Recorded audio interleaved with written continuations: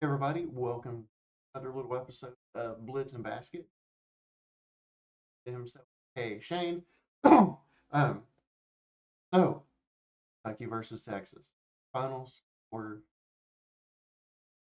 Texas had more than we did, unfortunately. 16-13 in overtime. A lot of different things to talk about, a lot of different conversations. So we're just going to keep it down to three. Uh, the real that's something we're going to do after every game. Maybe basketball as well. We might just do it for the week. Basketball. Stay tuned just to try to figure that out. But the three big things we can take from this. First off, we have a quarterback, Cutter Boley, in his fifth career start, 31 for 39, 258 yards. He did throw an interception. He was also the leading rusher, 14 carries for 45 yards and a touchdown. For the most part, really, he looked poised. He had a good grasp of the offense, and he used his legs to make plays whenever he needed to. And it's not against the junk defense. Like Texas is probably a top 15 defense nationwide. They went to Ohio State, basically played them to a draw, and if they had offense, maybe. That's the other side of this. Um, Point two, Kentucky's defense played really well, but I think part of that's because Arch Manning's terrible. He was 12 for 27 in this game for 132 yards. They couldn't throw the ball consistently, so Kentucky was able to key on the run. I think Cutter Boley's 45 yards rushing. Yeah, Texas had 47, so they only had two more rushing yards than Cutter Boley. So, you know, those are the first couple of things to take. Got a quarterback, guys. Has played well. Arch Manning's not great. He's got a lot of work to do. A lot of work to do to live up to that last name. I kind of feel for the kid. I really do. And then thirdly, this is going to be the bigger, broader point. Where do we go from here? Um, because a lot of the reason that the loss ended up happening were the same old bugaboos that have happened throughout the Stoops regime. There's been, it was poor decision making with play calling.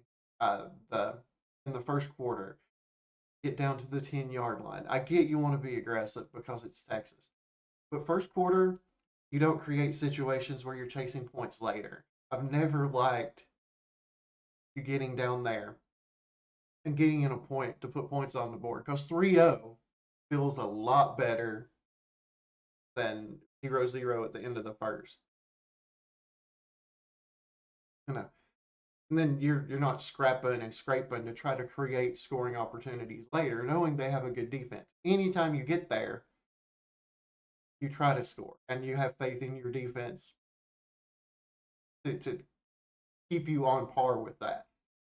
Um, then in the overtime, I, I don't like the play calling, but I do actually like the aggression. I think the way that game had played out, you put it in Cutter Boley's hands instead of running it up the middle twice on third and fourth down. That's, as we talked about in our preview video, that's the strength of their defense. Those two tackles do not allow people to run the ball through the middle.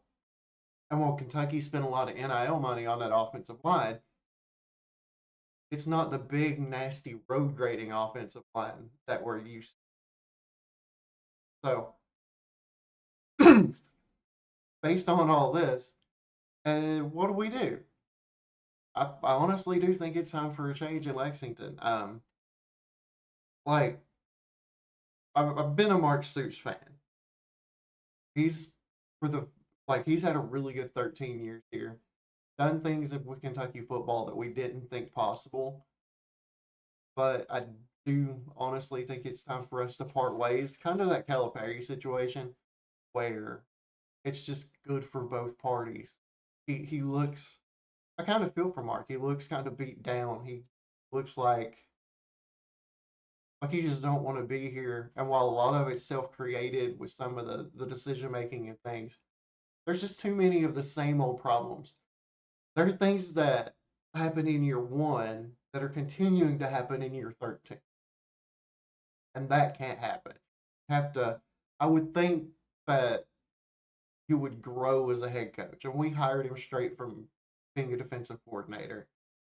Um, yeah, you just hope that he would grow as a head coach and learn to manage the middle eight a lot better. And he even said in the press conference he second guessed himself a lot. So, I mean, what has to be done? Anyway, on to Tennessee, who's coming off a loss to Alabama.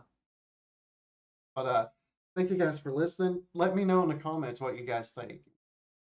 Please like, subscribe, all that good fun. Anyway, thank you. God bless. Go Big Blue.